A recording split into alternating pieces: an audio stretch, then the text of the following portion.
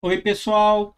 Bem-vindos a mais uma aula de programação de computadores e neste vídeo nós vamos implementar a série de Fibonacci de forma recursiva.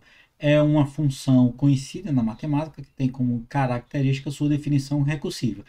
E eu escolhi esta implementação porque a gente vai discutir no final do vídeo algumas questões de desempenho, tá? Entender um pouco melhor como funciona algumas funções recursivas. Então, a série de Fibonacci ela é definida na matemática como uma série de números onde o primeiro número é zero, o segundo número é 1 e qualquer outro número é a soma dos dois anteriores. Tá? Então, F Fibonacci 0, o primeiro elemento, é 0. F1 é 1. F2 é F1 mais F0.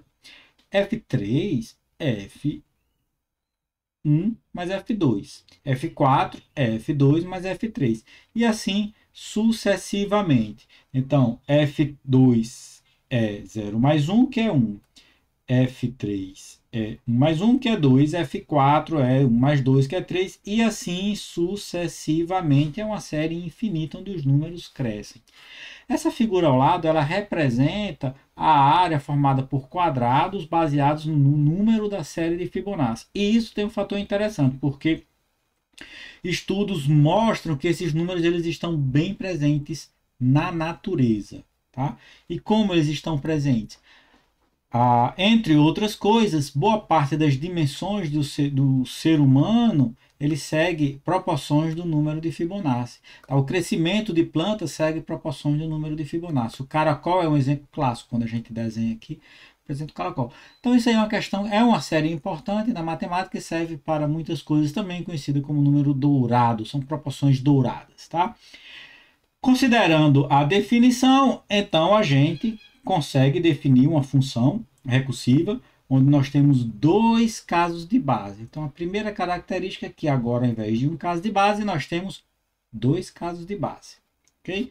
Então, uma implementação da série de Fibonacci, está aqui à direita, no alto no vídeo. Caso de base, se n for 0, retorne 0. Se n for 1, retorne 1. E depois ele vai retornar a soma dos dois anteriores, como definido, como está na definição da própria função de Fibonacci, da própria série. Okay?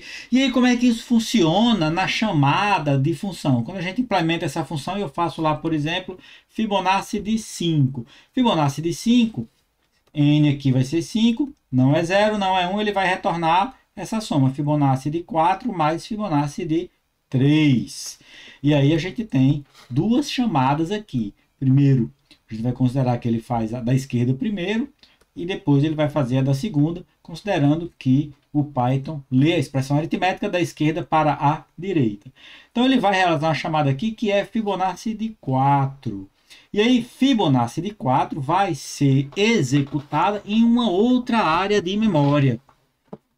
Como nós vimos, cada função tem as variáveis locais. E cada chamada de função ela tem a sua própria característica. Então, se eu tenho a mesma função sendo chamada mais de uma vez, no caso da recursividade isso vai acontecer, eu tenho a área de memória que armazena a chamada FIB5, eu tenho a área de memória que armazena a chamada FIB4.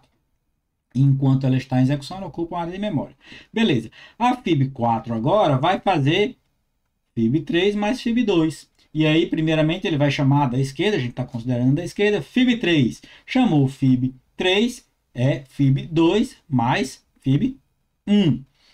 Novamente, vai realizar uma nova chamada FIB2. FIB2 é FIB1 mais FIB0. Ele vai executar primeiramente a chamada FIB1. A chamada FIB1 é 1. Ele vai cair no caso se n igual a 1, n é igual a 1, o que é que ele vai fazer agora? Ele vai retornar 1 para quem chamou. Retornou 1, então o Python vai substituir essa chamada pelo valor 1, a chamada FIB1 pelo valor 1, e vai realizar a chamada agora do resto da expressão, vai continuar a expressão, que é o que? Chamar FIB0. FIB0 retorna 0. Quando ele realizou a chamada, é feita a substituição em FIB1 e FIB0. Então, ele vai somar 1 mais 0. 1 mais 0 é 1. Ele vai retornar para quem chamou. Então, o retorno é sempre para quem chamou. Desenhar as chamadas de funções ajuda a entender. Okay? Agora que ele já sabe quem é FIB2 nessa chamada de função, ele vai continuar analisando a expressão aritmética e vai chamar agora FIB1. FIB1 retorna 1, que é 1. FIB2 é 1, FIB1 é 1, ele realiza a soma e retorna para... Lembre-se que essa soma aqui é usada no return. Poderia ser usada para atribuir uma variável para um return posterior. Mas aqui é diretamente no return. Retornou para a chamada anterior o 2. Vai haver a substituição em FIB3. Ele precisa chamar ao lado direito agora. Precisa chamar ao FIB2. FIB2 agora é FIB1 mais FIB0. Mesma coisa, ele vai chamar FIB1 que retorna 1. Ele vai chamar FIB0 que retorna 0. 1 mais 0, ele vai realizar a soma e vai retornar 1. Agora, ele tem o valor de FIB3, ele tem o valor de FIB2 e ele vai retornar 3. Quando ele retorna 3, a substituição é feita, onde tem FIB4 é 3, e o que ele vai fazer agora? Ele vai realizar toda a chamada agora passando o FIB3. Então, isso aí vai continuar enquanto ainda tiver contas a serem feitas. No final de tudo, FIB5 vai ser FIB4 mais FIB3. FIB5 vai ser 5, que é 3 mais 2. Então, essa é a chamada recursiva, o funcionamento da recursividade. Quando ele retorna de uma função, também a área daquela função de memória é liberada. Então, a função, quando ela tem o return lá, ela desaparece da memória. Ela foi criada, foi executada. Quando ela retorna, ela desaparece. Ok? Então, vamos agora ver o funcionamento da recursividade na prática. Vamos aqui criar nossa função, não tenho nada aqui, eu vou criar um arquivo chamado fibonacci.py. E eu vou fazer aqui a minha função fib, que recebe n. Se n for igual a 0, retorne 0, pela própria definição. Se n for igual a 1, retorne 1.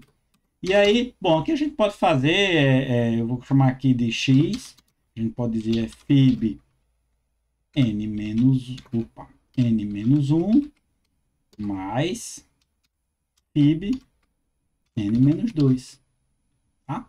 Ou a gente pode também fazer isso aí, não vai fazer diferença, x1 igual a fib n-1 e x2 igual a fib n-2. Também está correto. E o que é que a gente vai fazer? Vou retornar direto aqui, x1 mais x2. Isso aqui, claro, a gente está atribuindo essa variável exclusivamente para chamar a função, a gente pode usar aqui direto, isso não é nenhum problema. E aí eu vou fazer assim, ó, n recebe, tá, num recebe int input. Obviamente que para essa função funcionar, n tem que ser maior ou igual a 0. Eu não posso ter um valor negativo aqui, porque a gente vai ter problema na chamada recursiva. Lembrar sempre disso. E aí eu vou chamar aqui fib num igual fib num. Ok? E aí a gente imprime fib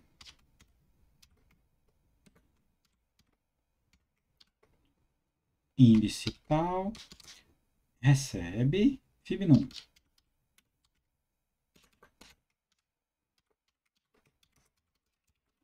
A gente vai ter aqui num vírgula fib num. Então, nós implementamos a função que está no slide. E aqui a gente só fez um programa principal, que é o nosso programa principal, que chama essa função. Então, vamos executar nossa função. Python 3, Fibonacci, eu vou colocar 5. Fib5 igual a 5. Fib6 igual a 8. Fib7 igual a 13. Fib10 igual a 55.